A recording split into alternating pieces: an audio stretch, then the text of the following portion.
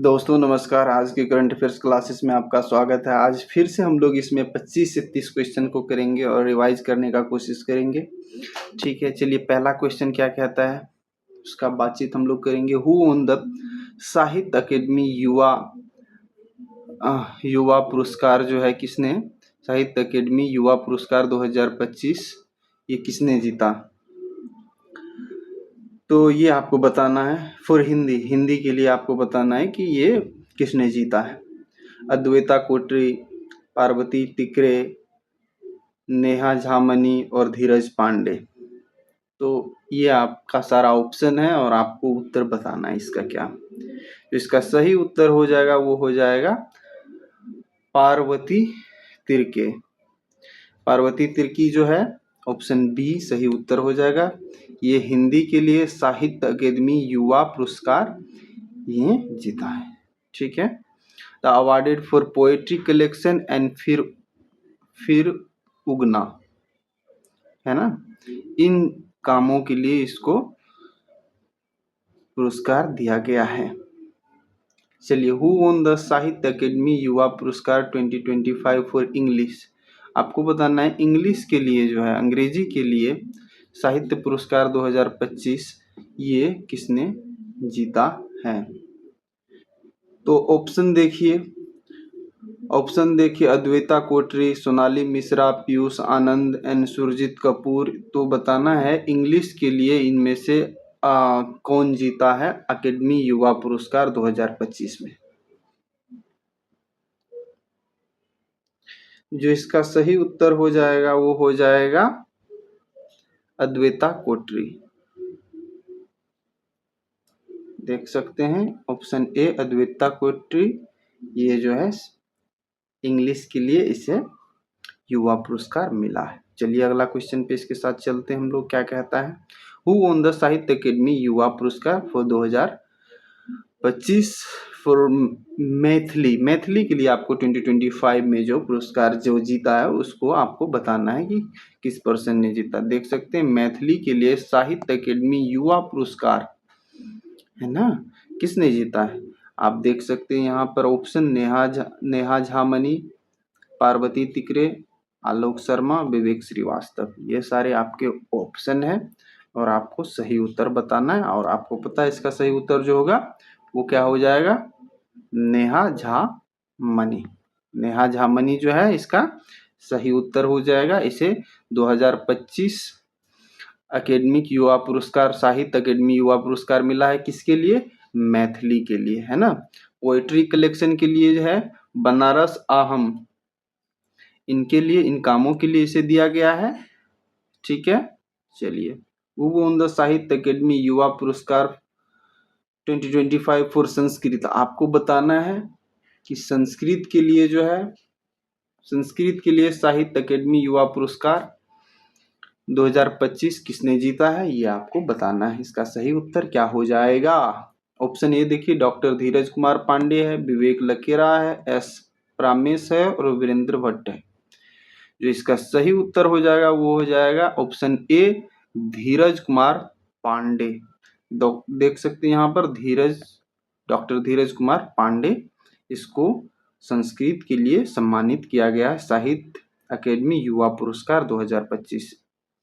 ठीक है, चलते हैं इसके साथ हम लोग अगले क्वेश्चन पे चलते हैं। What is the new name of Aurangabad railway station. जो औरंगाबाद रेलवे स्टेशन है वो कहाँ, महाराष्ट्र में जो है, इसको नाम बदल करके जो है क्या रख दिया गया है, इसका नाम बदल करके ये आपको बताना है। अहिल्या नगर, छत्रपति संभाजी नगर और लोकनेता डीबी पटेल और ये आपको बताना है परशुरामपुरी। ये सारे आपके सामने ऑप्शन है और आपको बताना है सही उत्तर क्या होगा। जो इसका सही उत्तर हो जाएगा वो हो जाएगा ऑप्शन बी छत्रपति संभाजी नगर। ये इसका सही उत्तर हो जाएगा। ये नाम बदल करके ये रख दिया गया है। चलिए देख सकते हैं Chhatrapati Sambhaji Nagar located Maharashtra, part of the state wide remaining initiative. चलिए देख सकते हैं यहाँ पर Navi Mumbai international airport is now named after हुम।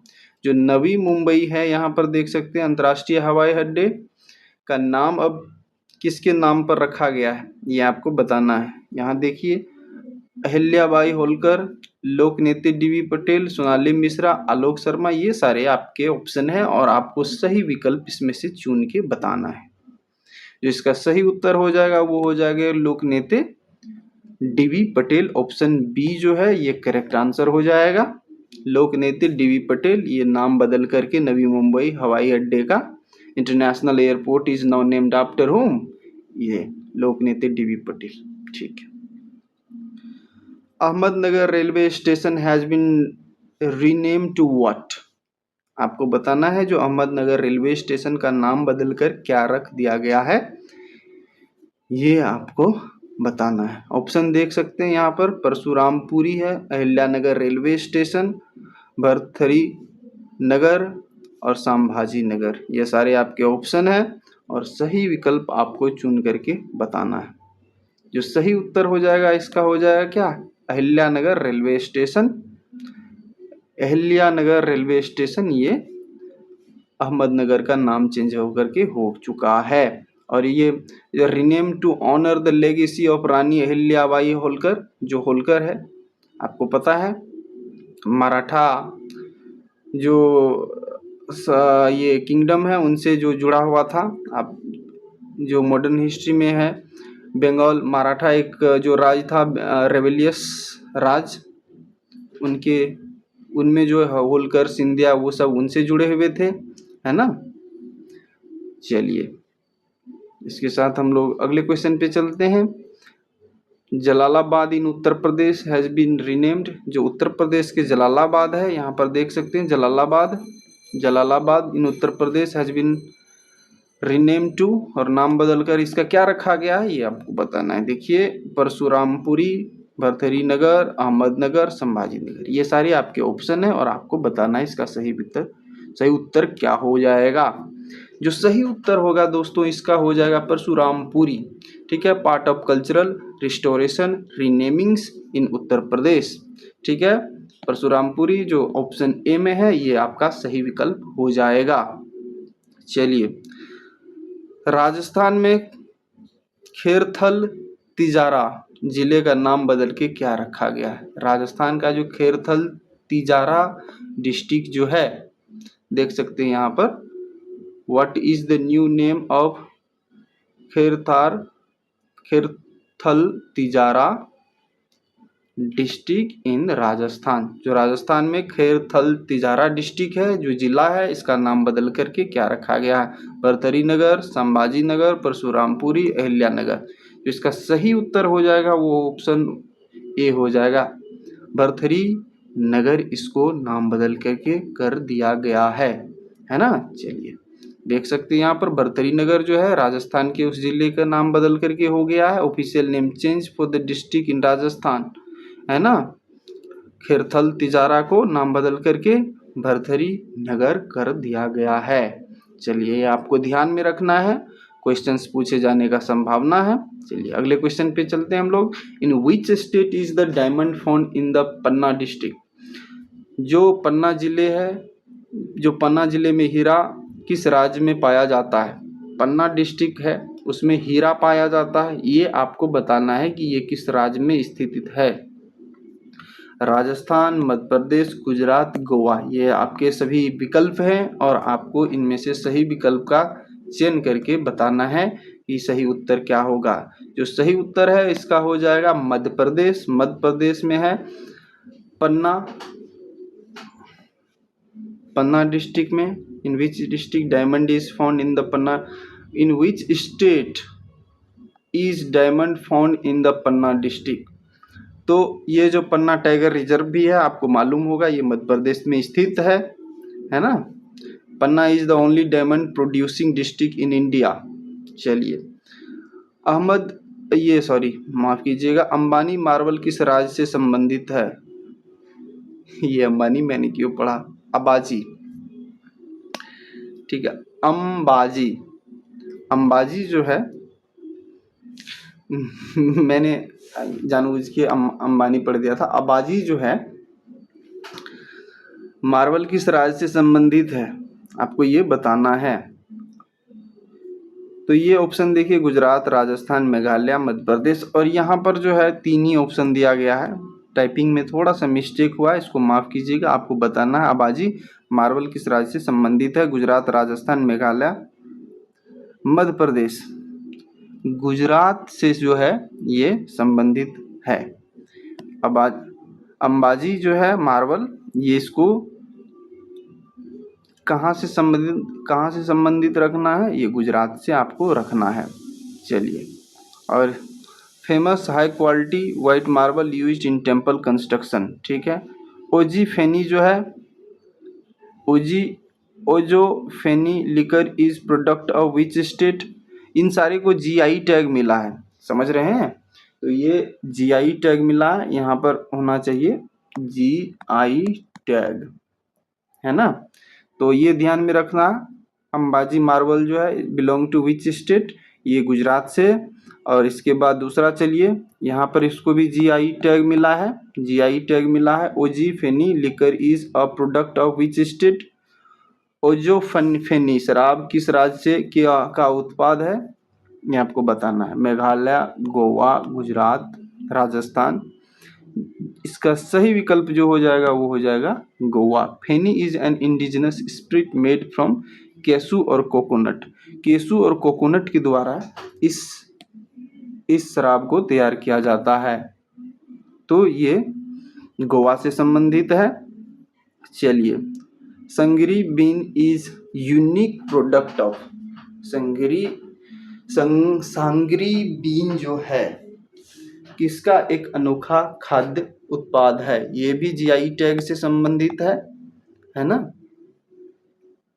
इसका ऑप्शन देखिए क्या है? गुजरात है, राजस्थान है, गोवा है, मध्य प्रदेश है।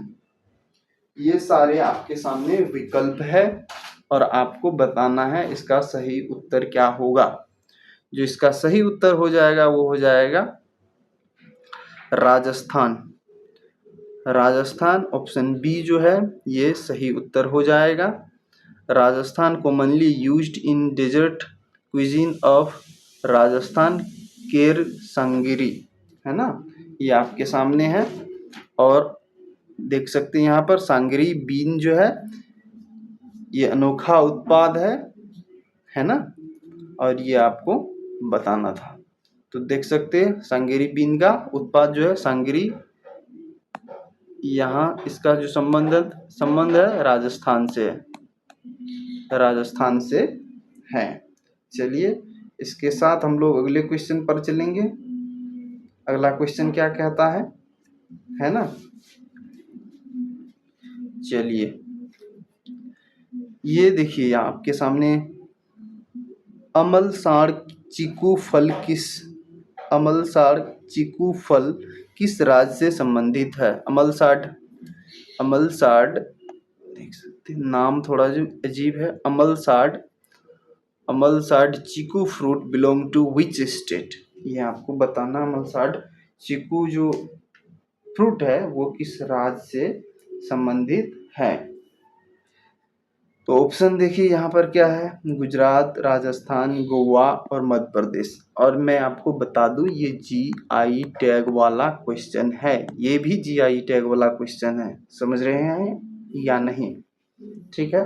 अमलसाड़ जो है गुजरात से संबंधित है, देख सकते हैं गुजरात से संबंधित है। Known for its sweet taste and high nutrient content.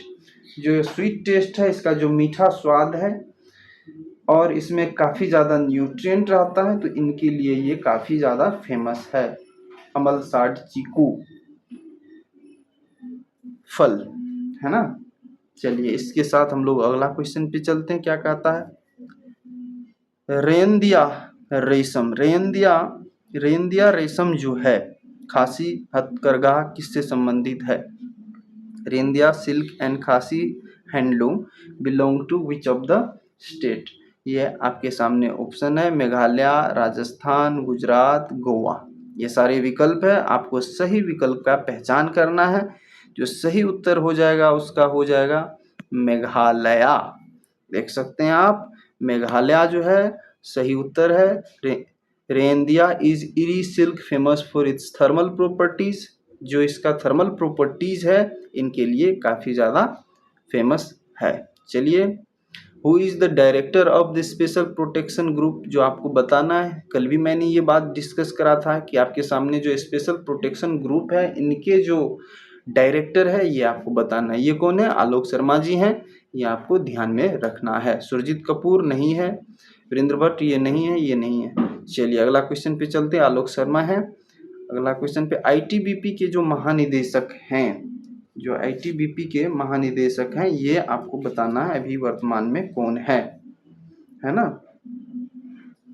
तो आईटीबीपी देखिए, पीयूष आनंद, सुरजीत कपूर और विकास लखेरा, विजय श्रीवास्तव, ये सारे आपके सामने आपकी स्क्रीन पर क्वेश्चन है और आपको बताना है कि कौन है। जिसका सही उत्तर हो जाएगा वो बी हो जाएगा, है ना। सुरजीत कपूर जो है आईटीबीपी के अभी वर्तमान में डायरेक्टर जनरल है।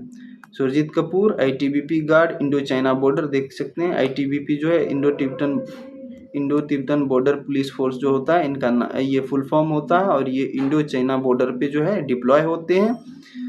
ठीक है। Who is the DG of the national cadet crop, जो नेशनल कैडेट क्रॉप होता है, राष्ट्रीय कैडेट कोर के महानिदेशक, आपको ये बताना है कि कौन है ना।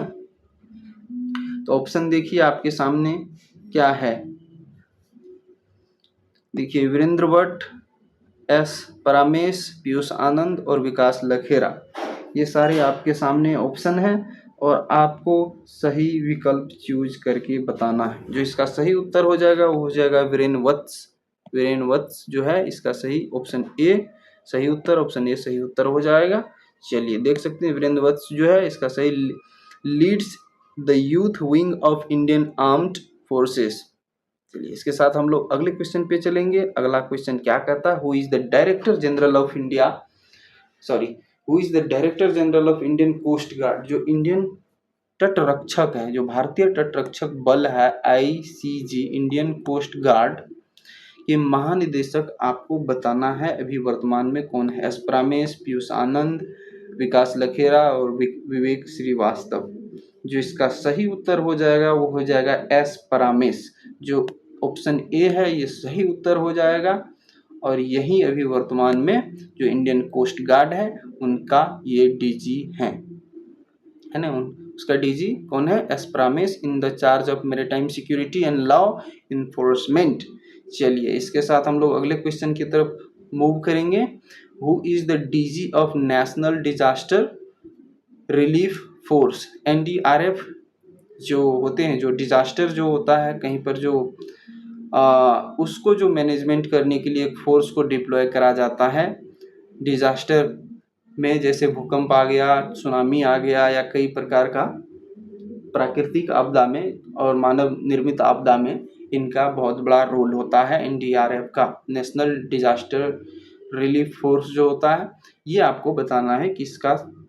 Piyush Anand option A, Vikas Lakhera option B, Sonali Mishra and Surjit Kapoor, ये सारे आपके ऑप्शन हैं और ये आपको बताना है कि ये क्या इसका सही उत्तर होगा। जो सही उत्तर हो जाएगा वो हो जाएगा पीयूष आनंद ऑप्शन ए।